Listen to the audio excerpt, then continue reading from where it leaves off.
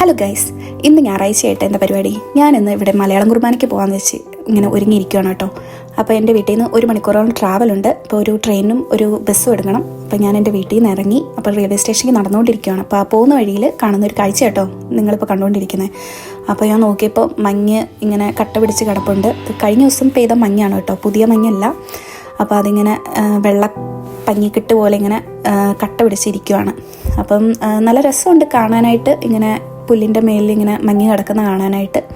അപ്പോൾ ഇങ്ങനെ ഞാൻ പോകുന്ന സമയത്താണ് ഒരു സ്നോമാനെ ആരോ ഉണ്ടാക്കി വെച്ചിരിക്കുകയാണ് അവിടെ. അപ്പോൾ അതിനെ കണ്ടപ്പോൾ ജസ്റ്റ് ഞാൻ അതിൻ്റെ ഒരു വീഡിയോ എടുത്തു കേട്ടോ.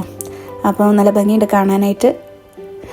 അങ്ങനെ അപ്പോൾ പോകുന്ന വഴിയിൽ ഇങ്ങനെയൊക്കെയുള്ള കാഴ്ചകളാട്ടോ ഉള്ളത്. അങ്ങനെ ഞാനിങ്ങനെ നടക്കുകയാണ്. അപ്പോൾ ഇതൊരു പള്ളിയാണ്, ഞങ്ങളുടെ അടുത്തുള്ള ഒരു ജർമ്മൻ പള്ളിയാണ് കേട്ടോ. അപ്പോൾ ഇതാണ് റെയിൽവേ സ്റ്റേഷൻ. അപ്പോൾ എനിക്ക് അങ്ങോട്ടേക്കാണ് പോകേണ്ടത്. അപ്പോൾ ഞാനിങ്ങനെ ഇറങ്ങി അങ്ങോട്ടേക്ക് സ്റ്റെപ്പൊക്കെ ഇറങ്ങി പോകണം. അപ്പോൾ അങ്ങനെ നടന്നുകൊണ്ടിരിക്കുകയാണ്. അപ്പോൾ അങ്ങനെ റെയിൽവേ സ്റ്റേഷനിലെത്തി. അപ്പോൾ കുറച്ച് പേര് ട്രെയിൻ വെയിറ്റ് ചെയ്ത് അവിടെ നിൽപ്പുണ്ടായിരുന്നു കേട്ടോ.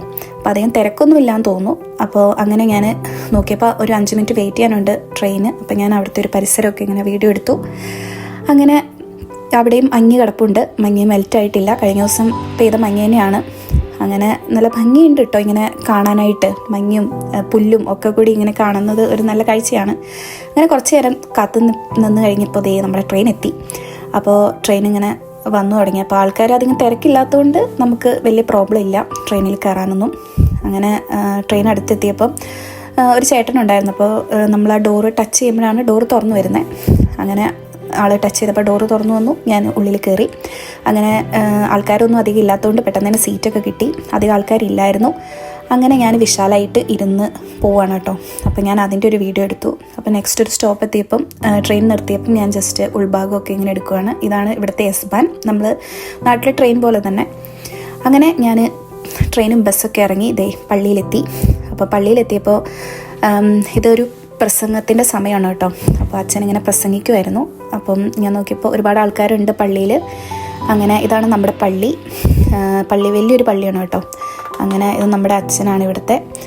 അങ്ങനെ നല്ല രസമാണ് പള്ളിയുടെ ഉള്ളിലൊക്കെ കാണാനായിട്ട്. ഒരുപാട് ചിത്രങ്ങളും കൊത്തുപണികളൊക്കെ ആയിട്ട് ഇങ്ങനെ നല്ലൊരു പള്ളിയാണ്.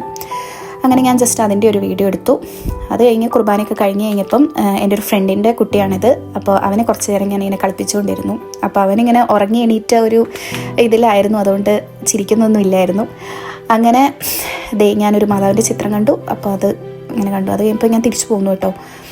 അപ്പം ഇത്രയൊക്കെ ഉള്ളൂ. അപ്പോൾ എല്ലാവർക്കും ശുഭദിനം. Bye bye.